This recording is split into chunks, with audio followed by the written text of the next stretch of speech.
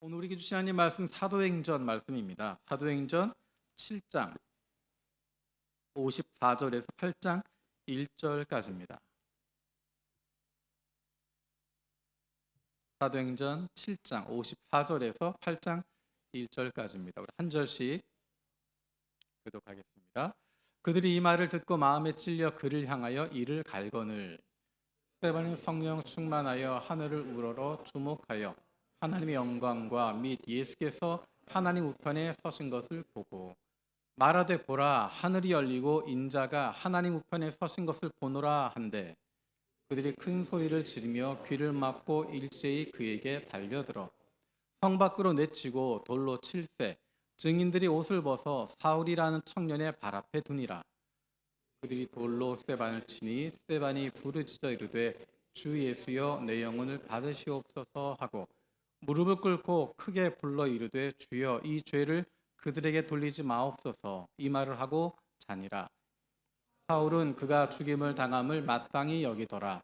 그날에 예루살렘에 있는 교회에 큰 박해가 있어 사도 외에는 다 유대와 사마리아 모든 땅으로 흩어지니라. 아멘. 벌써 2023년 11월 첫 번째 주일입니다. 2023년도 얼마 남지 않았습니다. 연말까지 최선을 다해서 하나님의 자녀답게 예수 그리스도의 제자답게 살아갈 수 있는 저와 여러분들 되어지기 원합니다. 사도행전에서 가장 마음에 떠오르는 한 장면을 고른다면 여러분 어떤 장면을 고르시겠습니까? 여러 가지 장면이 있을 수 있습니다. 예수님께서 승천하시던 장면, 또 예수님이 제자들에게 너희에게 성령이 임하시면 너희가 권능을 받고 예루살렘과 온 유대와 사마리아와 땅끝까지 이르러 내 증인이 되리라 라고 말씀하셨던 장면, 오순절에 제자들에게 성령이 충만하게 임하셨던 장면, 베드로의 장면, 1차, 2차, 3차 선교 여행하는 바울의 장면. 그런데 사도행전 1장 8절의 말씀대로 예루살렘과 온 유대와 사마리아와 땅끝까지 이르러 예수 그리스도의 증인이 되는 역사의 시작점이 되는 중요한 사건이 한 가지가 있습니다. 그것이 바로 오늘 읽었던 스데반의 순교 사건입니다. 스데반은 예루살렘 교회에서 세웠던 7 리더 중에 한 사람입니다. 사도행전 6장에서 예루살렘 교회에 있는 문제를 해결하기 위해서 7명의 지도자를 세우게 됩니다. 그 중에 한 명이 스데반이었습니다. 성경은 그를 일컬어서 지혜와 성령이 충만한 사람이라고 표현합니다. 오늘 다 읽지 않았지만 사도행전 7장 말씀을 읽으면 그가 얼마나 탁월하다는 것을 느낄 수 있습니다. 그런데 그렇게 성령과 지혜가 충만한 사람이, 탁월했던 사람이 순교하게 됩니다. 사람들은 스데반을 끌고 스데반에 대해서 거짓 증언으로 재판으로 끌고 갑니다. 스데반이 모세와 하나님을 모독하는 말을 들었다. 이 사람이 쉴 새 없이 하나님의 거룩한 곳과 율법을 거슬러 말한다. 마치 이 장면은 예수님께서 재판을 받으시는 모습과 비슷합니다. 예수님을 죽이기 위해서 수많은 거짓 증인들이 나서게 됩니다. 마찬가지로 모세 율법에 대한 거짓 증언, 성소에 대한, 성전에 대한 거짓 증언들입니다. 사도행전 7장에 있는 내용들은, 스데반의 설교의 내용들은 사람들이 제기했던 스데반이 모세를 모독했다, 하나님의 성전을 모독했다라고 하는 거짓말에 대한 반박 설교라고 말할 수 있습니다. 스데반은 모세에 대해서, 율법에 대해서, 그리고 성전에 대해서 이야기를 하고 있습니다. 하나님께서 그의 나라를 세우시기 위해서 한 사람 아브라함을 부르시고 하나님의 나라를 시작하십니다. 거기에서부터 스데반의 설교가 시작됩니다. 하나님은 아브라함과 이삭과 야곱의 자손들을 이집트로 인도하셨고 그곳에서 큰 민족으로 성장하게 됩니다. 하지만 요셉을 알지 못하는 다른 임금이 이집트의 왕위에 오르게 되고 그들은 학대를 받게 됩니다. 그들을 구원하시기 위해서 하나님이 모세를 들어서 사용하십니다. 이스라엘 백성들이 누가 너를 우리의 재판관으로 삼았느냐라고 했던 그 모세를 하나님께서는 지도자로 세우셔서 가시나무 떨기 속에 나타난 천사의 손길을 붙여서 지도자와 해방자로 세워주시고 그들에게 보내주셨습니다. 우리 사도행전 7장 38절에서 41절 말씀 함께 읽겠습니다. 이 사람은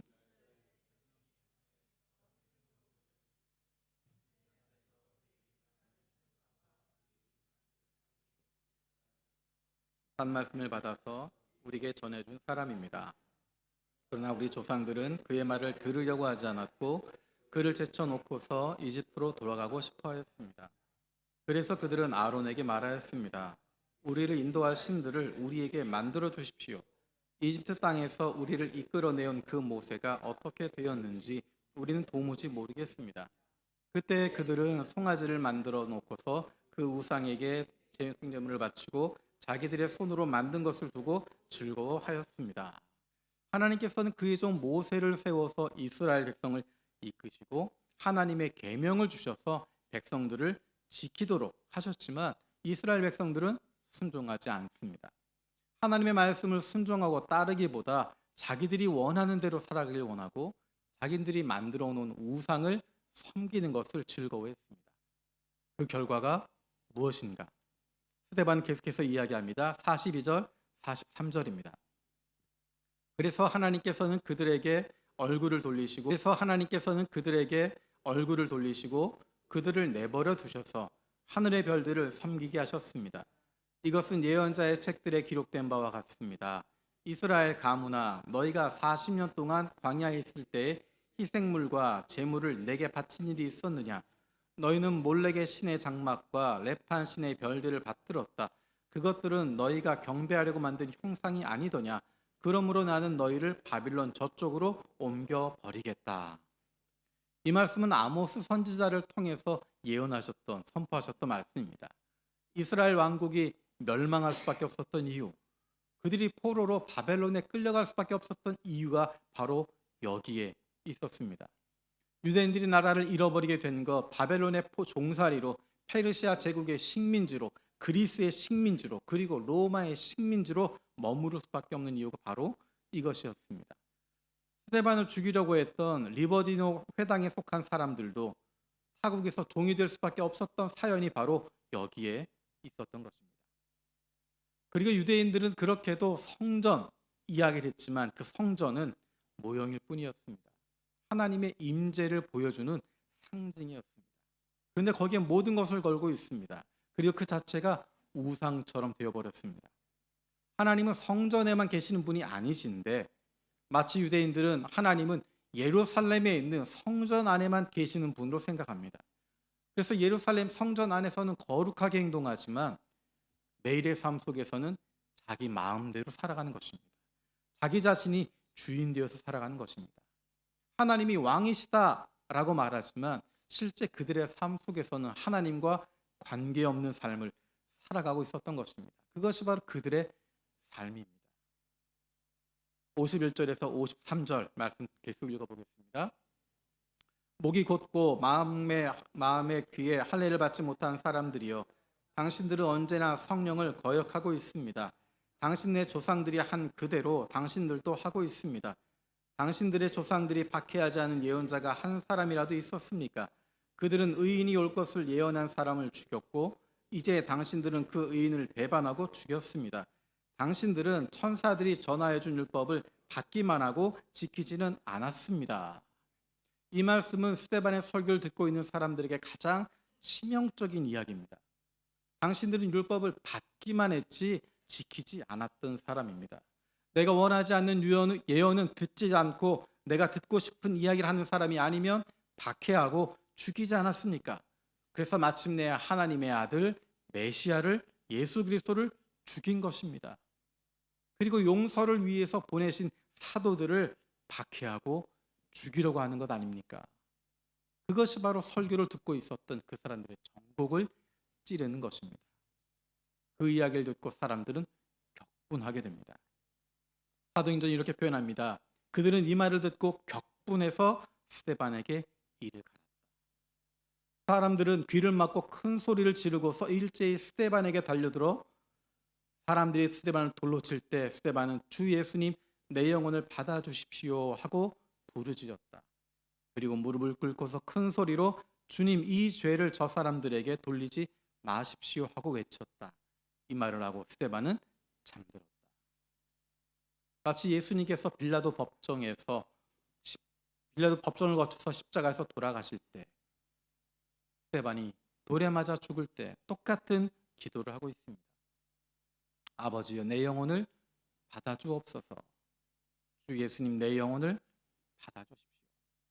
아버지 이 죄를 저들에게 돌리지 마십시오.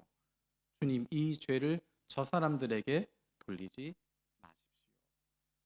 이 말을 하고 스데반은 잠들었다라고 이야기합니다. 잠들었다라고 하는 것은 예수 그리스도를 죽은 자 가운데 다시 살리신 하나님의 권능으로 스데반을 다시 살리실 것을 믿고 기대하는 표현입니다. 성경에서 보여주고 있는 놀라운 사실은 우리의 연약함을 통해서 하나님의 능력이 나타난다는 것입니다. 예수 그리스도께서 십자가의 죽으심을 통해서 죽은 자를 살리시는 하나님의 능력이 나타났습니다. 그리고 그 능력으로 우리가 구원을 받게 되었습니다. 요한계시록 11장에서도 우리의 연약함을 통해서 하나님의 놀라운 능력이 나타나는 장면이 등장합니다. 하나님의 말씀을 선포하는 능력 있는 두 증인이 등장합니다. 그것은 교회를 상징하는 것입니다. 그 두 증인이 선포할 때 놀라운 능력들이 나타납니다. 엘리야에게 주셨던 능력, 모세가 행했던 능력, 그런 능력들이 나타납니다. 하지만 사람들이 하나님께로 돌아오게 되는 곳은 그런 놀라운 일은 이 두 증인의 죽음을 통해서 이루어지게 됩니다. 그 두 증인은 죽임을 당하지만 죽은 자를 살리시고 하늘로 올리신 하나님의 능력이 나타나게 됩니다. 그리고 그를 통해서 사람들이 하나님께로 돌아오게 됩니다. 교회가 연약할 때 하나님의 능력이 나타납니다. 교회가 강해지고 배타적이 되면 오히려 능력이 떨어지고 타락하게 되는 것을 우리는 역사를 통해서 볼 수 있습니다. 스데반의 순교를 통해서 하나님의 놀라운 역사하심이, 놀라운 능력이 나타나게 됩니다. 그 결과로 수많은 사람들이 예수 그리스도의 이름으로 구원받게 됩니다. 스데반은 죽었지만 첫 번째로 유대 지방과 사마리아 지방에서 사람들은 흩어져 말씀을 전하기 시작합니다. 스데반의 순교를 기점으로 예루살렘에 큰 박해가 일어나게 됩니다. 그래서 사도들 외에는 모두 유대 지방과 사마리아 지방으로 흩어지게 됩니다. 흩어진 그들이 무엇을 했을까? 우리 사도행전 8장 4절 말씀을 읽겠습니다. 그런데 흩어진 사람들은 두루 돌아다니면서 말씀을 전하였다. 그 대표적인 예로 예루살렘의 7 지도자 중에 한 명이었던 빌립의 이야기가 등장합니다. 사도행전 8장에서 빌립은 사마리아 성에 내려가서 사람들에게 그리스도를 선포합니다. 사마리아 사람들이 예수를 믿게 되었다라는 소문을 예루살렘에서 사도들이 듣고 베드로와 요한을 그리로 보냅니다. 사도행전 9장에서는 베드로가 사방을 두루 다니다가 루따라는 지역에 가서 그곳 성도들을 방문합니다. 그리고 베드로는 여러 날 동안 요빠라고 하는 곳에서 시몬이라는 사람의 집에서 묵습니다. 그리고 마침내 사도행전 10장에서 가이사랴에 가게 되고 백부장 고넬료에게 예수 그리스도의 복음을 전하게 됩니다. 가이사랴에 있는 백부장 고넬료에게 복음을 전한 것, 그에게 성령이 임한 것, 그것이 왜 중요할까? 이방인 선교에 대한, 이방인 전도에 대해서, 전도가 하나님이 원하시는 일이다라는 것을 베드로가 먼저 보여주게 된다는 것입니다. 그 이후에 사도행전 11장에서 베드로는 예루살렘 교회에 보고하게 됩니다. 사도행전 11장 17절 18절 함께 보겠습니다. 그러므로 하나님께서는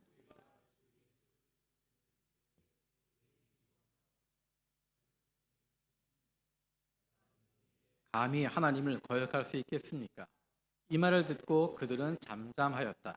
그들은 하나님께 영광을 돌리고 이제 하나님께서는 이방 사람들에게도 회개하여 생명에 이르는 길을 열어주셨다 하고 말하였다.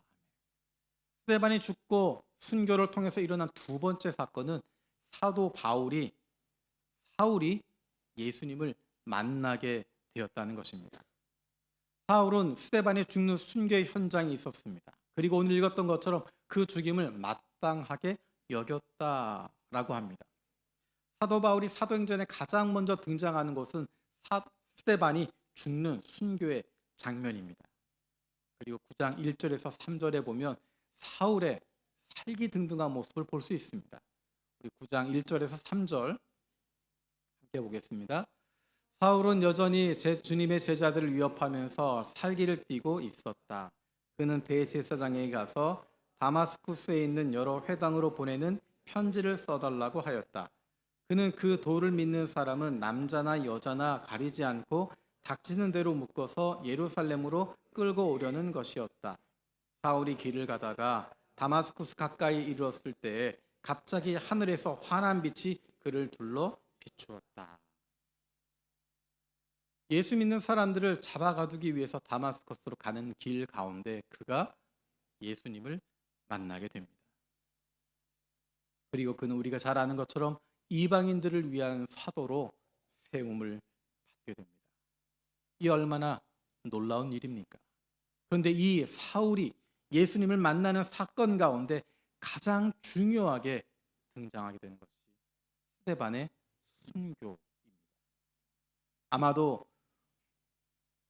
저들의 죄를 용서해 달라고 죽어갔던 스데반의 기도가 사울의 귀에 들리지 않았겠습니까? 예수님의 이야기를 들으면서 저들이 하는 짓을 알지 못해서 저러고 있습니다. 저들을 용서해 주십시오라고 기도했던 예수님의 기도의 음성이 사울에게 들리지 않았겠습니까? 스데반의 순교를 통해서 이루어진 놀라운 세 번째 일은 땅끝까지 예수를 전하게 되었다라는 것입니다. 성경에 구체적으로 이름이 기록되어 있지 않지만 많은 사람들이 흩어지게 되는데 그 중에 어떤 이들이 페니키아와 키프로스와 안디옥까지 옮겨가게 됩니다. 사도행전 11장 19절에서 21절입니다. 함께 읽겠습니다.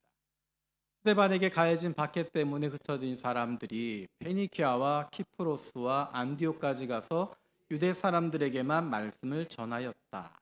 그런데 그들 가운데는 키프로스 사람과 구레네 사람 몇이 있었는데 그들은 안디옥에 이르러서는 그리스 사람들에게도 말을 전하여 주 예수를 전하였다. 주님의 손이 그들과 함께 하시니 수많은 사람이 믿고 주님께로 돌아왔다. 스데반의 순교 이후에 예루살렘 교회에 큰 박해가 일어나게 되니까 사람들이 흩어지게 되었고 그들 중에 어떤 사람들은 북방에 있는 페니키아, 키프로스, 안디옥까지 옮겨갔습니다. 왜 거기까지 갔을까? 생활하기 위해서입니다. 먹고 살기 위해서입니다. 더 이상 예루살렘에 머물러 있을 수 없기 때문에 그곳으로 옮겨가게 되는 것입니다. 그곳에서 무엇을 합니까? 먹고 살아갑니다. 그런데 먹고 살아가는 가운데 차이점이 드러나게 됩니다. 그곳에서 그들이 살아가는 가운데 예수 그리스도의 증인으로 살아가고 있었던 것입니다. 세상과는 다른 가치관으로 그들이 살아가고 있었습니다. 그리고 주변의 사람들에게 자신들의 신앙을 자신들이 믿고 있던 예수에 대해서 전하고 있는 것입니다. 함께 살고 있는 이웃들에게 예수를 전하고 예수의 증인이 되고 있는 것입니다. 여러분, 모르는 사람에게 예수를 전하는 것과 내 주변에 있는 사람들에게 예수를 전하는 것, 어떤 것이 더 어렵겠습니까? 지난 주중에 아침 교역자 기도회 시간에 받았던 은혜가 있습니다. 기도 제목을 나누는 가운데 여러 가지 일들에 대한 이야기가 있었습니다. 우리 교회가 일본 선교를 모토로 하고 있지만 교회가 있는 이 지역에 대해서 눈을 돌리고 지역사회에 적극적으로 참여한 지 7년여가 되었습니다. 다양한 모습으로 주변에 있는 사람들을, 주변에 있는 일본인들을 섬기기 시작했습니다. 공원을 돌보기도 하고 꽃을 심기도 하고 마을을 청소하기도 하고 마을에 여러 가지 모임들이 있으면 거기에 교역자들이 혹은 재직들이 참여하기도 하고 힘든 이들을 위해서 여러 가지 일들을 준비하기도 하고 노숙자들을 위해서 도시락을 매주 만들어서 전달하기도 하고 어려운 사람들을 위해서 한 달에 한 번씩 다세대 식당을 만들기도 하고 일본인들 눈높이에 맞춰서 지역사회에 맞추어서 이 일들을 꾸준하게 진행해 왔습니다. 7년여 만에 감사한 여러 가지 소식들을 듣게 되었습니다. 우리 교회에 대해서 대표적으로 부정적이었던 아주머니 한 분이 우리 교회 교육자와 함께 교제하고 식사 모임을 참여하기도 하고, 그분에게 예수님의 이야기를 해도 불편함 없이 받아들이기도 하고, 누군가 잘 모르는 사람이 우리 교회에 대해서 불평을 이야기하거나 저 사람들 왜 저러냐라고 이야기하면 그 아주머니가 먼저 나서서 교회를 변호해 주기도 하고, 교회 옆에 살고 있는 분이 성경 공부를 하고 싶다라고 하는 이야기를 전해와서 성경 공부를 시작하기도 하고, 교회를 한 번도 다녀본 적이 없었던 분이 다세대 식당을 통해서 여러 번 식사를, 도시락을, 섬김을 받고 교회 문턱을 넘어오고 예배에도 참여하기 시작하고, 아이들을 성경 공부 모임이나 여러 가지 공작 교실이나 그런 곳에 참여하도록 만들어주기도 하고, 토요일마다 도시락을 전달했던 노숙자에게서 교회를 축복하고 감사한다라고 하는 메모를 받기도 하고, 몇 년 전에 일본부 교육자가 우리 교회 주변에 있는 사람들이 교회 문턱을 넘어서고 예배에도 참석하고 성경 공부에도 참석하고 싶다는 이야기가 나오기를 기도하면서 지역 선교를 한다라는 이야기를 했었는데, 그렇게 노력하고 기도하는 가운데 그런 변화들이 일어나고 있습니다. 하나님께서 이렇게 일하시는구나. 한 영혼, 한 생명을 위한 섬김은 이렇게 하는 것이구나 라고 하는 것을 다시 한번 깨닫게 됩니다. 안디옥에서 이 사람들이 주변 사람들로부터 그리스도인이라고 불리게 됩니다.